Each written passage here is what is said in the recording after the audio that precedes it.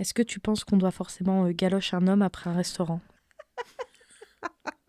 Alors non, ça c'est l'expérience que j'ai vécue en tant qu'entrepreneur, liée à ma condition de femme. 2 expériences, 2018 et 2021. J'avais pris l'habitude de faire des déjeuners business avec d'autres entrepreneurs que je trouvais inspirants. Donc à chaque fois, c'était un restaurant en tête-à-tête. Et on discutait business, hein, c'est-à-dire que du début à la fin du déjeuner, on parlait que business, que business. Et donc forcément, c'était moi qui avais sollicité le déjeuner, donc j'invite, donc je paye le déjeuner. Et donc au moment de se dire au revoir, donc à chaque fois, c'est 2 hommes, donc et en 2018 et en 2021, des 2 hommes différents, sont approchés de moi et ont essayé de m'embrasser. C'est l'exemple même du tiens, si la femme, à un moment donné, parce qu'elle m'invite au resto, reconnaît en fait la valeur de mon temps ou la valeur de mes conseils, c'est qu'elle montre un signe d'ouverture ou c'est un signe d'intérêt et donc du coup, c'est une porte ouverte à un rapprochement physique. Et ça, moi, je le vois. Et d'ailleurs, suite à ces expériences, je réfléchis à 2 fois avant de faire un déjeuner business. Et effectivement, dans ces situations-là, tu commences à trahir ton comportement, à trahir des élans que tu peux avoir, des sourires, des regards, des trucs gentils, parce que en fait, tu as peur de la réaction de l'autre. Ce qui est problématique, c'est que c'est la femme qui va se remettre en question et qui va se refermer en disant mince, qu'est-ce que j'ai fait pour que lui il pense ça? Alors qu'en fait, c'est l'inverse. C'est lui qui devrait se poser les questions en disant mais pourquoi moi j'ai interprété un sourire comme une ouverture et pourquoi j'ai tenté de l'embrasser alors qu'elle m'a invité au resto? En fait, il faut changer l'état d'esprit et c'est pour ça où en fait moi je dis mais à un moment donné, j'ai pas envie de trahir qui je suis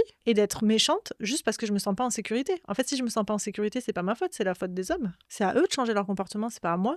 Je pense qu'on fait trop porter la responsabilité des comportements des hommes sur le comportement des femmes, alors que c'est l'inverse en fait qui devrait être fait.